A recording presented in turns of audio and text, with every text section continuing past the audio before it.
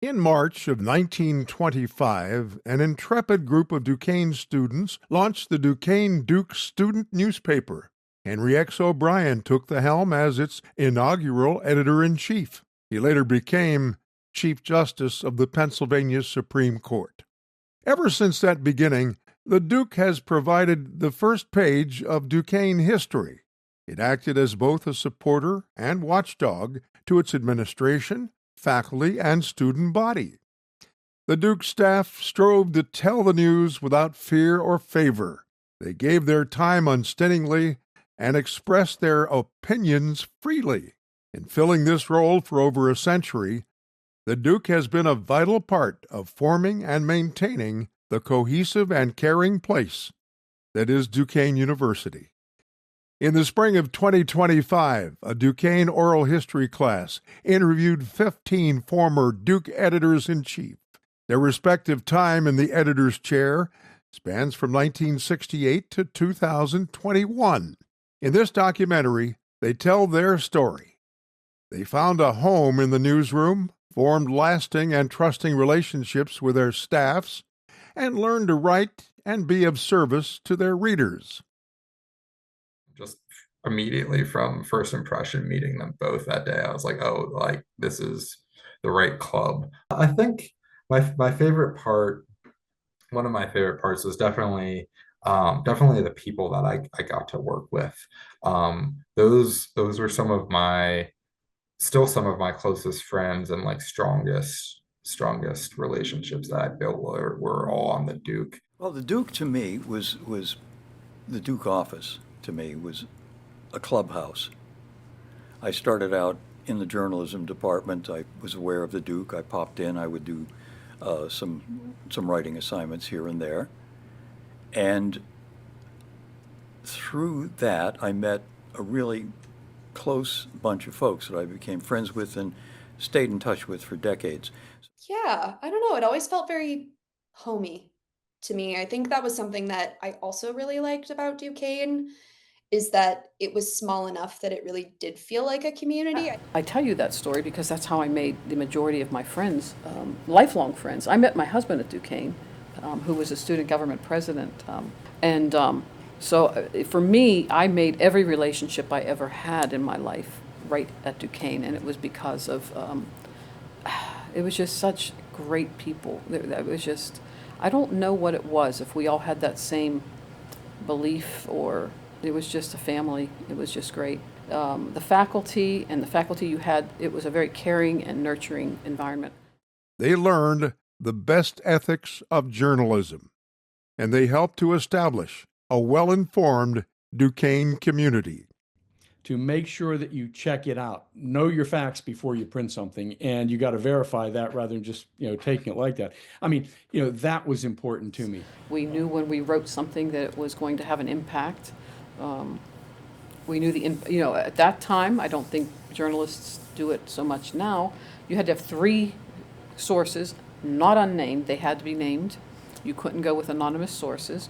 You checked your sources. You made sure you had good sources before you came out with a story. I just knew that if you were a journalist, you were on the side of the truth, because you could find evidence and you could find facts and talk to people and get enough corroboration that you could fight the bad guys, that you could tell a good story that might help someone's day, that might help their. It's really important to stay true to those values and to be ethical about it. So I think, a lot of us, like, we really develop like that tenacity. And it's great. It's great to be able to say what you believe in and that sort of thing. But it's also great from the sense of, this gives us just everyday students the power to document in real time and be that first draft of history, and oftentimes last draft in history for people to get a ground truth of what a certain period was like. I just think there's that unseen ripple effect of journalism that is so important to a free society and a republic like ours. And I hope that never goes away. I'm a big proponent of, that First Amendment and free speech. To a person, these editors testify to how their experience at the Duke shaped them. It built an ethical and professional foundation that has continued to support them. I think Duquesne instilled like a hard work ethic in me, and working at the Duke instilled a hard work ethic in me, being able to juggle multiple tasks at once, being able to work on tight deadlines, and being able to work kind of with a diverse amount of people, to form a team. I think all those have really like come in handy in my career still now. So I'm grateful for all that. From reporting to content editing to managing staff or portions of staff and so forth. So the Duke was a terrific, for me, 2-year as a managing editor and then editor-in-chief, a 2-year laboratory. At the time, I didn't know it, but it certainly served that purpose for a 40-year professional career. Each and every editor gave glowing accounts of the friendships and common cause that bound the Duke staff together. In the wee hours, Duke staffers shared cold pizza, edited each other's stories, laid out the pages, and shipped their proud product off to the printer. They loved their job and the support they got from one another, and they shared the pride of seeing the paper fill the newsstands every Thursday morning.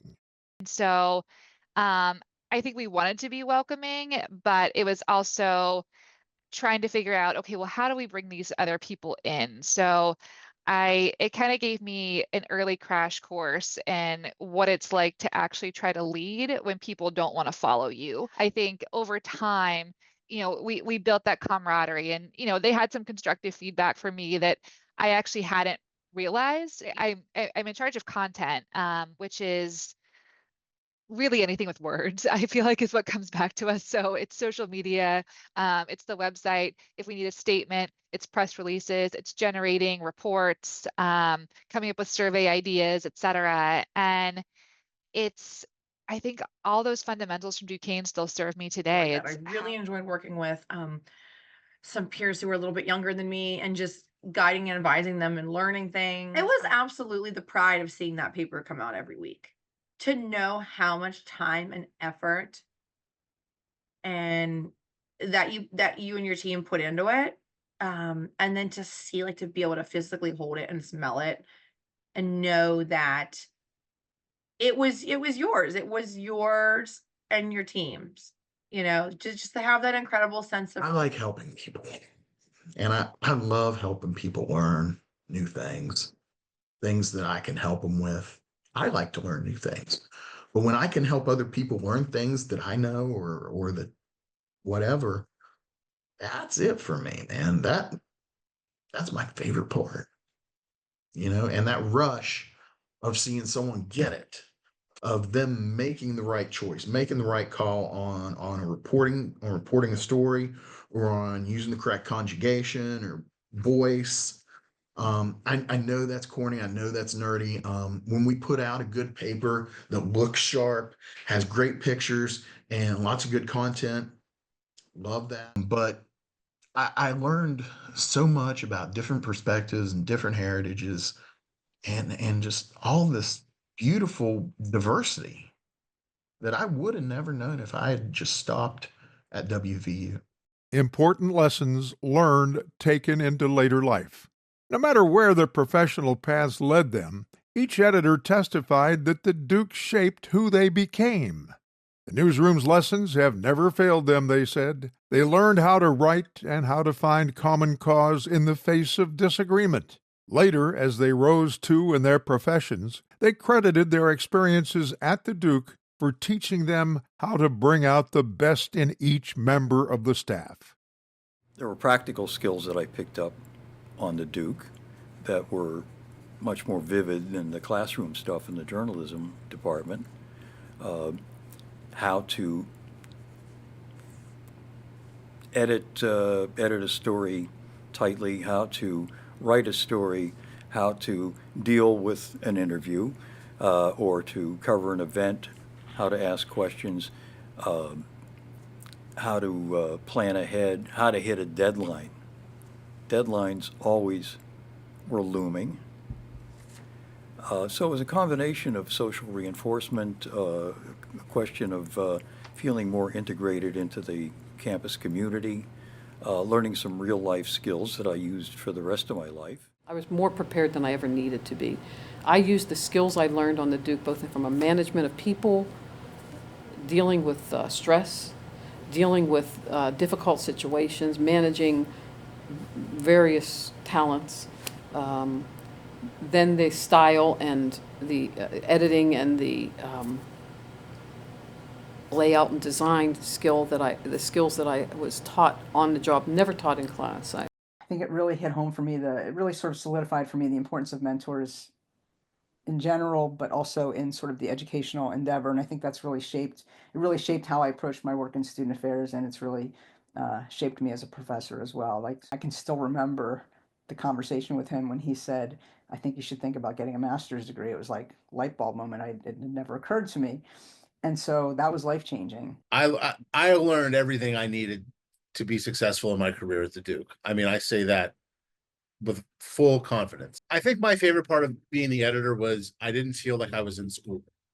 Like, I felt like I was actually working a job, and doing like what I was going to be doing with my career. And even though we were, covering university things, we were working with college students, like it didn't feel like school to me. It felt like very serious and adult and grown up. Oh, exponentially.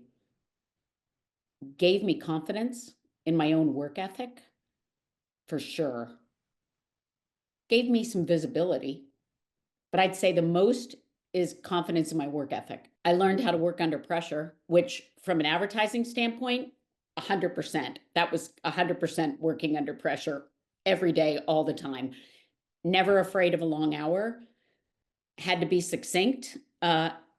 That was probably the most key. But then there were the feature things too that we could really sink our teeth into, and it was exciting. It was a really good thing, and I still keep that on my resume to this day. That I did that because I feel like it's an important part of my development in my career. And I feel like all of like the knowledge that I gained about like interviewing and storytelling during my time in college like helped prepare me to facilitate that experience, and that was like huge and still like one of the best moments of my career. I think there are so many ways in which Duquesne like made me like a very good professional. I felt like I was just able to like propel towards whatever I wanted to do, and I always felt supported in that.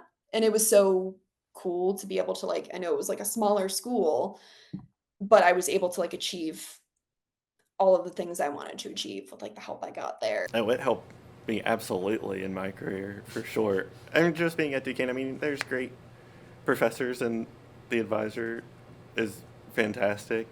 You get the real world experience of seeing it and doing it. So like there weren't any surprises when I went out into the like real world, I guess. Yeah, that's in my career. Like from reporting and writing and editing, and I mean, I don't do much with like the publishing now, but those whole steps totally helpful. Outstanding stories and reporting/editing experiences. The Duke staff reported on issues around campus, of course, but also how issues in the city, the nation, and the world affected students. They wrote about tuition hikes, complaints about cafeteria food, and faculty grievances. But they also covered murder and tragic deaths, as well as the impact of far-off wars and nearby riots. Also, my senior year as editor-in-chief, myself and a few of others, we covered like two kind of big tragedies in Pittsburgh. One was the mass shooting at the Tree of Life Synagogue in Squirrel Hill, which Josiah and I found out about that before a lot of other people, where we had happened to be messing around on a police scanner app that morning, and ended up hearing, the beginning of the police response to that, and getting a sense of like, oh no, like something really horrible is going on. So I ended up going to the FBI press conference after that. I was coming into the office waiting in line at the Squirrel Hill Tunnel on Parkway East. And radio comes on and says they bombed the World Trade Center. I'm like, hell, you know?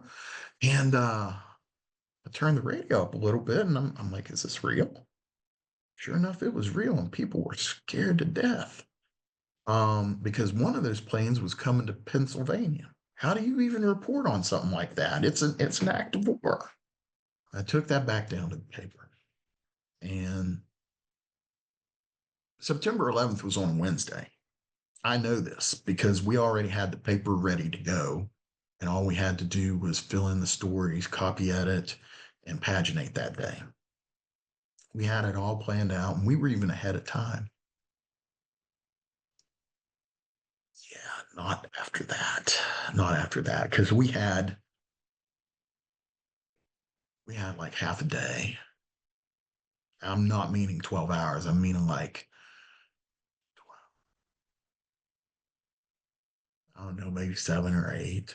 I can't remember for sure. So we wanted to do something good for the university.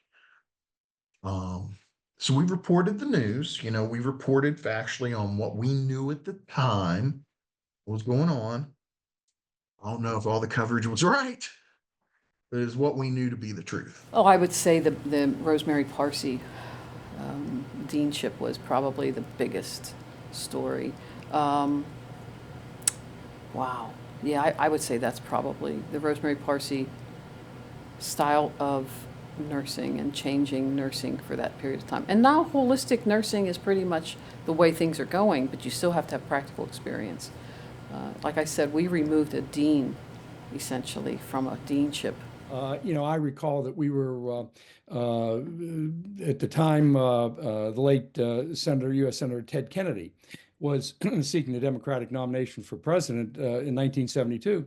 We went down and covered and took photos of one of his campaign appearances in Pittsburgh, and published that. So, it was kind of deciding a good balance of stories relating to campus, the hot issues on campus, as well as what's going on in the city, and particularly any issues that will be affecting Duquesne students, as well as just interesting content. So, as news editor, I covered there was a shooting at Duquesne of 3 men's basketball players. It was at a Black Student Union party, and the event was on a Saturday. It was a dance, basically. It was like a sanctioned by that organization. And there was someone who attended the party that was not a student or was not affiliated with campus.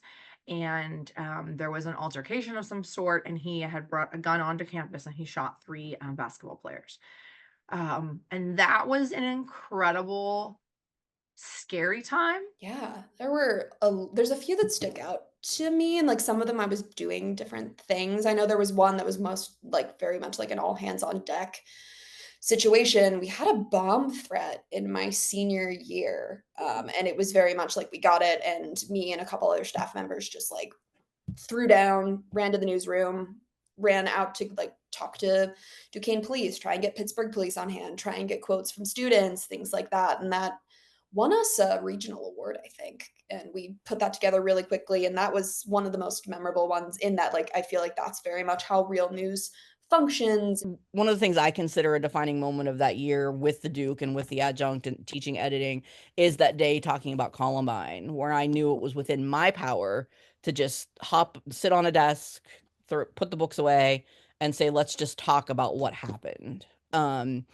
And that showed me how to be a different kind of leader than just doling out tasks. It was about actually talking with people and treating people fairly and listening to them. The most notable stories were certainly, frankly, the most notable stories were from the end of my senior year when all of that went down with the administration. Like I said, we published twice a week, which was huge for us. We were covering the controversy with the Tamburitzans. We were covering Dennis Golden's forced resignation, and then several other members of the student affairs staff resigned as well. So we were covering all of that. And, I don't know how it would be to be on campus now, but back in the day, again, with no internet, I think life was a little bit more sort of contained and sort of campus was your world. So, you know, when a number of people are getting fired or are leaving, who are people you've counted on and people who run the, uh, you know, the support services and so on that you use. I mean, another thing that happened during that time was there was a crisis sort of service that was sort of put on hold. So that felt unsettling. Like, what would students do if there was a crisis? So there was a lot that was happening in our little world. So I'm going to say that every story that went out impacted somebody at Duquesne. And a few of them, like David, that I feel like that would be a good look back for years to come. You know, I recall, you know, having interviewed Father McAnally was obviously very important because there were a lot of issues, and you mentioned a third. And I think what surprised me is when what I do recall is making that request, Father McAnally, can I have an interview? You know, I expected him to do it. I mean, that is, I looked at that as that's his responsibility. He leaves the university. You've got to be transparent, and you know, you talk to the students and the faculty and the administrators through the student newspaper. So I would expect him to say yes, but again, I was very nervous that he might say no. But they said, yeah, sure, come on over, and we can talk. I found him to be number one, forthcoming. I found him to be a pleasant individual to talk to. Not a, you know, it wasn't a yuck fest or, you know, slap you on the back and so forth, but he was very accepting of the interview and sitting down and talking. I'm sure there was information he withheld and held back, but you know, he wove it in a way that, you know, I left that feeling satisfied. And then now he's university president, and you know, there's a certain amount of respect there, but there's also a duty that he had to answer questions and to take those questions on. But I found him to be like I said, a good guy, and he was good for Duquesne University. He helped put Duquesne back on steady footing financially, and I think in terms of you know, the reputation of the university. Okay, 1968 was a pretty uproarious time in history. Martin Luther King was assassinated in the spring. Bobby Kennedy, the Attorney General, was assassinated that spring. Vietnam War was becoming a major issue. So there was tension. There was, go back to King's assassination, there was, following that, there was, 6 weeks of rioting across the United States, including the Hill District, which was essentially across the street. So we were pretty intensely aware of what was going on, and we had our student reporters and our photographers going out to cover what was happening essentially in our backyard. So it wasn't just somewhere out there there's civil unrest and protests going on. It was right here. So that was vivid, I would say. That would be one of the one of the key events during my tenure. You know that a pope is going to die or is close to dying or will probably die on your watch. And so we had like kind of an extended obituary idea going, but then our advisor, Steve Urbanski, was looking at the budget, and he was like, we could afford to do a special edition, like I think it was only 6 or 8 pages with no ads, but we had it in the budget that we could produce this extra issue to commemorate Pope John Paul II.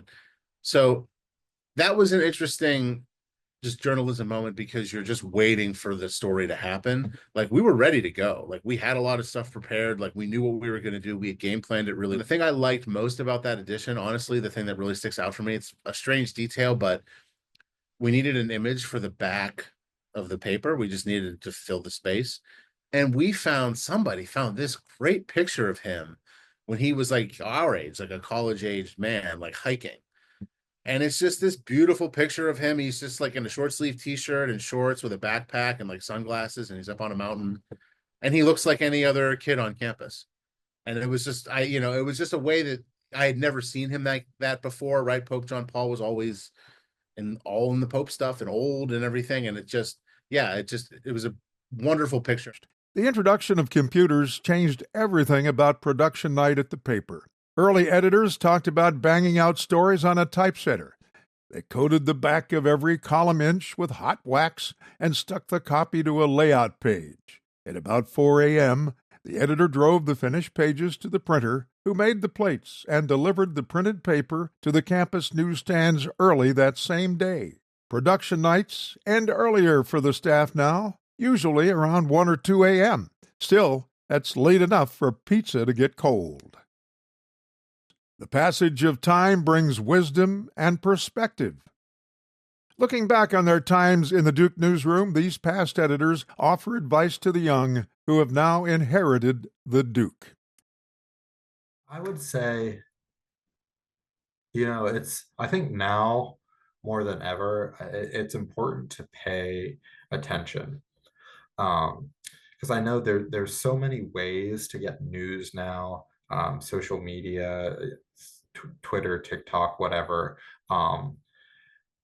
But there's professional journalists for a reason.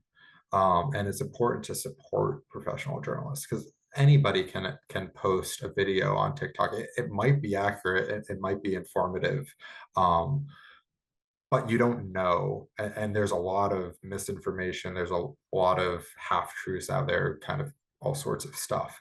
But the importance of journalism is there are people out there whose whole job they're paid to do every day to go and find the truth, and to present that to you accurately and factual. And it's really important about physical media. So like getting the physical newspaper, which when I was at Duquesne had physical copies of the New York Times available at multiple locations throughout campus every day.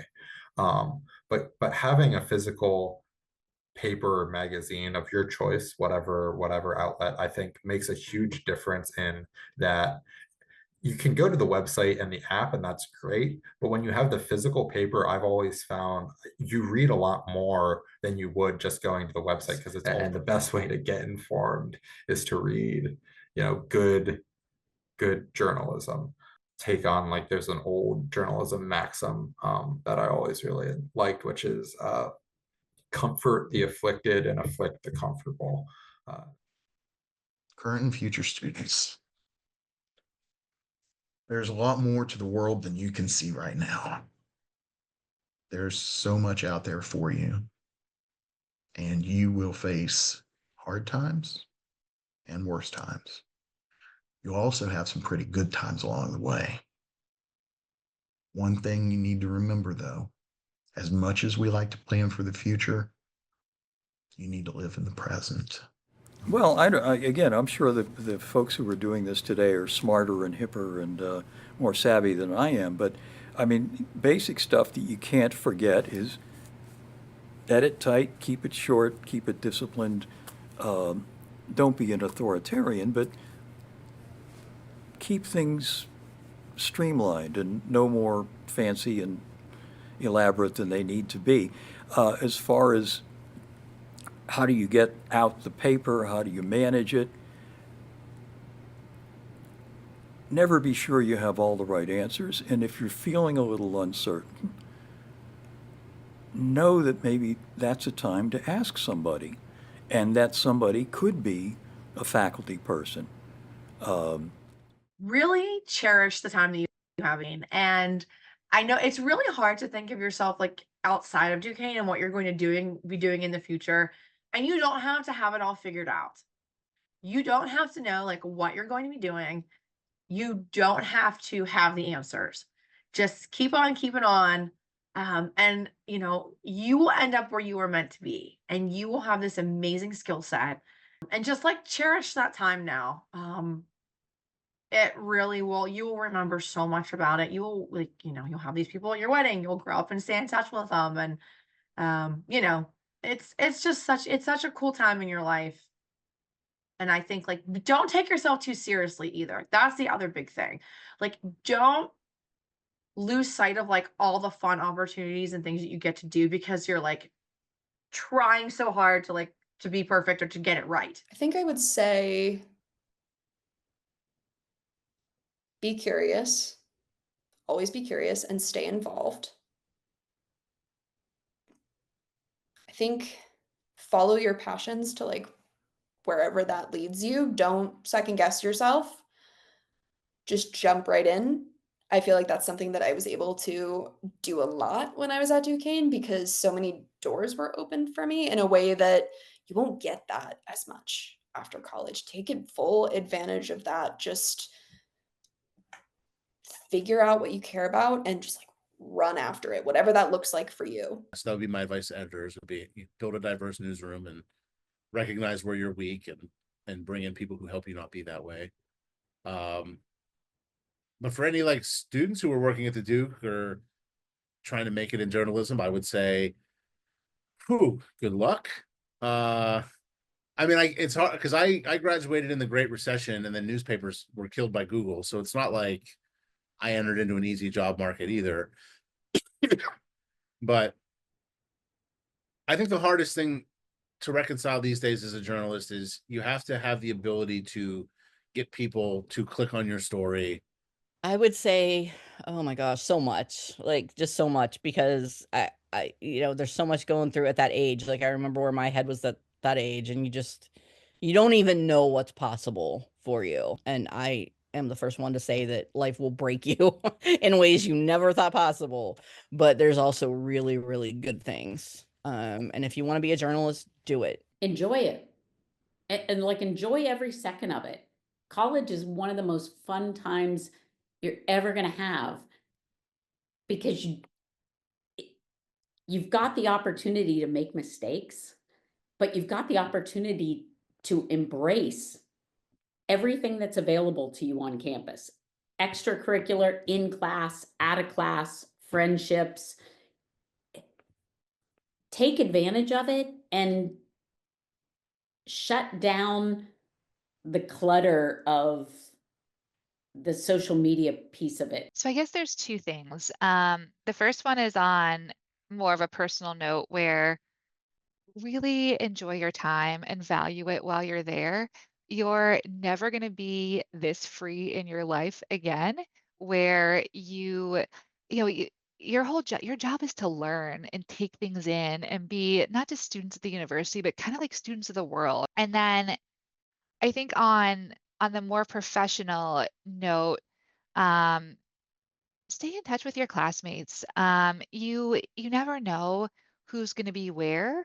And you might have moments to work together later in life, or you'll find there's these Duquesne, networks or connections in places you weren't expecting. And so, it probably goes back to the first one where take advantage of that time and, really take in who's around you. Enjoy your time at Duquesne, and it is what you make it. So, I mean, I came here kind of like brand new, didn't know or knew very little about Pittsburgh, very little about Duquesne, and totally made it my own, got myself out there, made a great group of friends, got involved with things like the Duke. Each of these editors testified to how their experience at the Duke stuck with them. It built an ethical and professional foundation that supported them for the rest of their lives.